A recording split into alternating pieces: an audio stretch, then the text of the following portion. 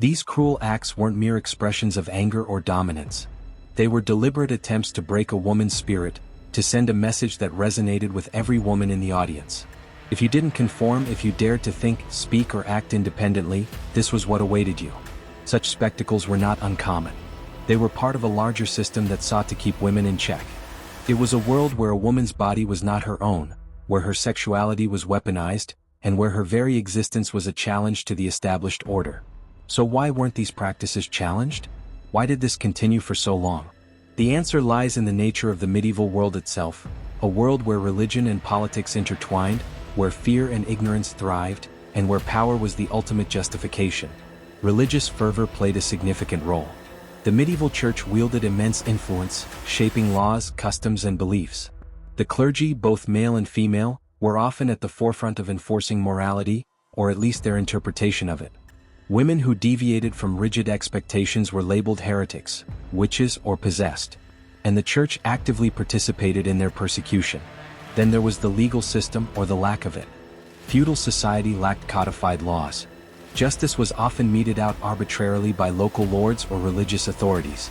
Torture and mutilation became accepted methods of extracting confessions or punishing those deemed guilty.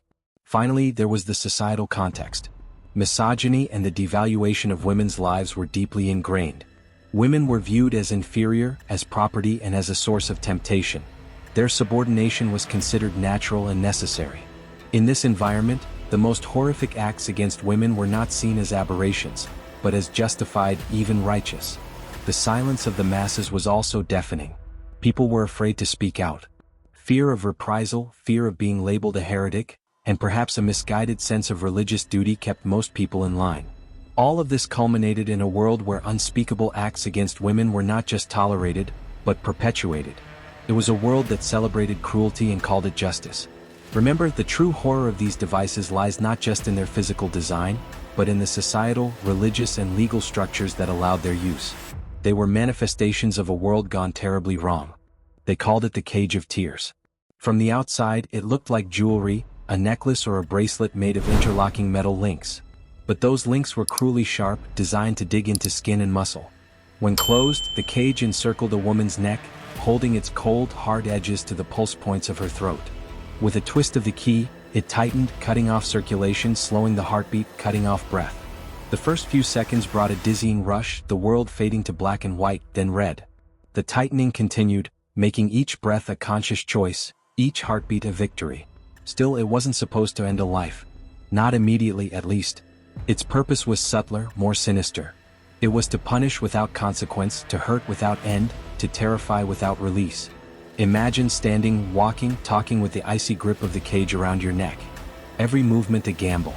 Every word a negotiation with the metal bars pressing into your flesh. The slightest wrong move a spike of pain. The simplest action a gasp of air. The cage didn't care. It pressed on, silencing not just speech but breath, blood, life.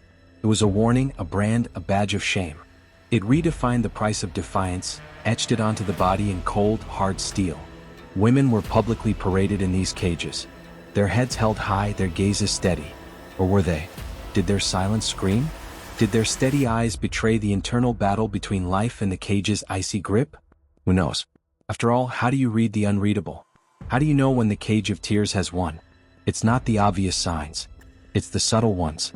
The way a woman walks, talks, breathes. Does she flinch at sudden movements? Does she clutch at her throat when surprised? Does she avoid eye contact, or is she constantly watchful? The cage leaves its marks subtly, like bruises on the soul. And the worst part is the key.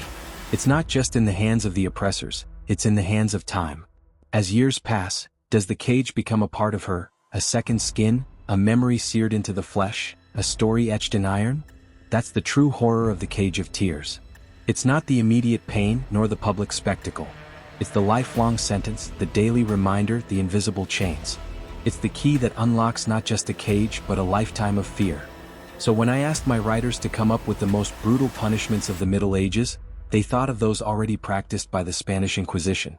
Torture devices designed to leave indelible marks on the body, sometimes extinguishing life itself. They thought of branding irons, searing flesh with religious symbols or grotesque figures, leaving permanent scars as a warning and a punishment. They thought of thumbscrews, crushing the bones and twisting the joints until confessions were extracted or the accused died. They thought of thumbscrews, crushing the bones and twisting the joints until confessions were extracted or the accused died. They thought of the Catherine wheel, a circular wooden frame spiked at the top and bottom, where the condemned were nailed by wrists and ankles, sometimes left to bleed and die slowly. All these were creations of an age when pain was considered a sacrament, when suffering was glorified, when cruelty was justified in the name of God. But they didn't have to look back. They can see the effects of these devices today. See how they are on display in museums, explained in documentaries, glorified in fiction. A form of entertainment, a spectacle for the masses. And it still leaves its viewers breathless, shocked, horrified. Even though we know these images are not from the Middle Ages, but modern recreations, we still ask, how could anyone endure such pain? How could anyone inflict such suffering? And maybe that's the point. Maybe the true horror of these devices is not what they did, but what they made people think. Think that pain is exciting, that suffering is glamorous, that cruelty is captivating. But what if I told you that there was something worse? Something that transcended the physical, that attacked the core of a woman's being? So listen carefully, because I am about to tell you a story that will haunt your nightmares, a tale of terror that will shake your soul. Are you ready? Then let me introduce you to the scourge that defied all other scourges, the fear that eclipsed all other fears. It was called the gossiping peg. No, I'm just kidding. It was actually called the scold's bridle. Beneath the falsehood of the Iron Maiden lies a truth far darker. Because society never needed a mythical device to invent cruelty. The reality was already enough. The breast ripper, the pair of anguish, the iron corset, the scold's bridle. These were not fantasies. They were forged in fire and iron, tested on real flesh, applied to real women. Each of them carried not just pain, but meaning. Each of them delivered a message, spoken in screams and silence, that women's bodies were not their own. These instruments were not born from madness. They were engineered, crafted with precision, designed not for efficiency but for symbolism. And the symbolism was always the same. A woman who dared to step beyond the lines drawn for her would be punished in the very parts of her being that made her female. Her breast, her womb, her voice, her body itself. Think of the breast ripper. To destroy the breast was to desecrate the sacred. To make motherhood itself a crime. Think of the pair of anguish. To invade the womb or the mouth was to silence creation and speech at once. Think of the corset. To wrap the body in iron was to imprison femininity, to turn beauty into agony. Think of the bridle. To pierce the tongue was to cut away identity, to erase words from existence. Each device was not simply a weapon. It was a statement. And the cruelty did not end with the iron. It lived on in the rituals that surrounded it. Public displays, parades of humiliation. Communities gathered to watch as women were mutilated, mocked, silenced. What was this if not theater? Justice disguised as entertainment, morality turned into performance. The suffering of women transformed into a ritual that reinforced the order of the world. An order where obedience was survival and silence was virtue. But why do these stories matter now? Why recall instruments long buried in the past, some real, some imagined? Because their legacy did not vanish with the rust. These devices tell us something about the structures that created them. They show us how cruelty was justified, codified, normalized. They reveal how entire societies could take the most intimate aspects of womanhood and make them targets. And they show us how quickly pain becomes spectacle. Take the Iron Maiden again. Though it was never real, it became legend. What? Because people wanted to believe it. They wanted to imagine a device that perfectly embodied medieval cruelty. And in that imagination, the female body became central once more. Even when inventing horrors, the world could not resist shaping them to punish women. What does it say about us that we find fascination in imagining such suffering? That museums display these objects, knowing their falsity, yet still whispering their stories for paying crowds? It says that cruelty against women was not just tolerated. It was commodified, sold as entertainment. But behind the myths stand the truths. Real women wore the corsets. Real women screamed in the pair of anguish. Real women bled from the breast ripper. Real women walked through streets muzzled in iron, bells announcing their humiliation. And those screams, those gasps, those silences, they did not end when the devices were removed. They lingered in memory, in culture, in the quiet warnings passed down from mother to daughter. Warnings that said, stay quiet, stay obedient, or this will happen to you. It is easy to look back and tell ourselves that these were the dark ages, that such things could never happen now. But think carefully. The devices may be gone, but the logic remains. The logic that says women must be controlled, that their voices must be softened, that their bodies must be shaped to fit expectations, that their independence must be punished. Iron has turned to subtler tools, words, laws, images, but the message is familiar. The Iron Maiden, whether myth or memory, stands as a symbol of how easily society can turn violence into virtue. The corset stands as a reminder of how beauty itself can be weaponized. The bridle shows how speech can be criminalized. The pair of anguish reveals how cruelty hides behind claims of morality. And the breast ripper shows how even life-giving flesh can be treated as a site of shame. And yet, for all this darkness, there is one more truth.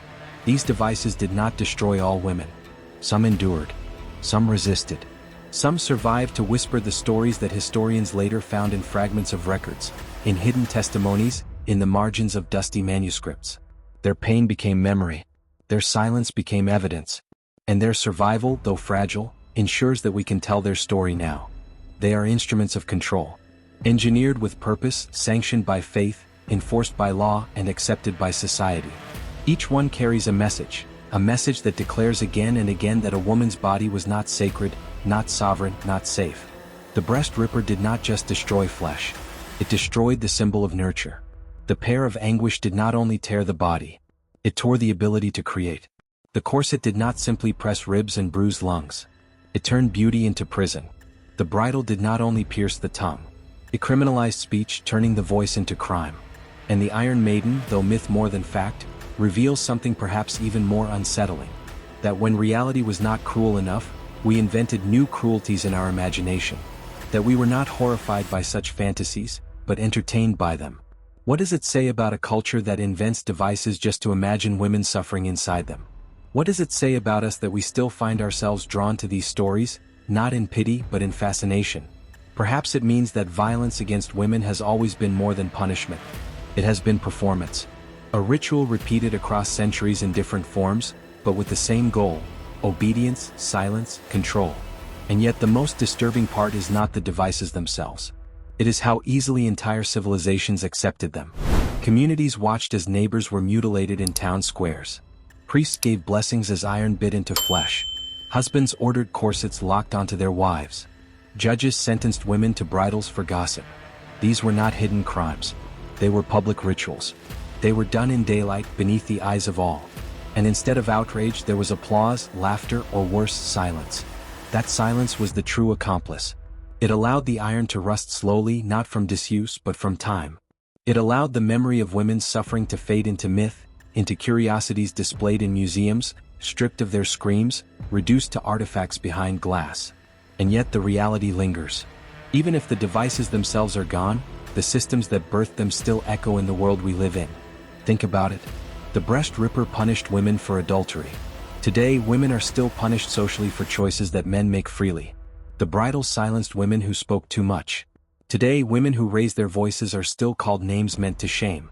The corset turned beauty into pain.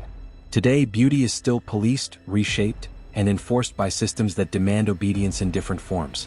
The pair of anguish claimed to cleanse sin. Today, morality is still twisted into a weapon to control women's choices. The iron may be gone, but the logic remains. And that is why these stories matter. Not because we wish to linger in horror. Not because we seek to glorify cruelty, but because forgetting them is dangerous. Forgetting them means repeating them.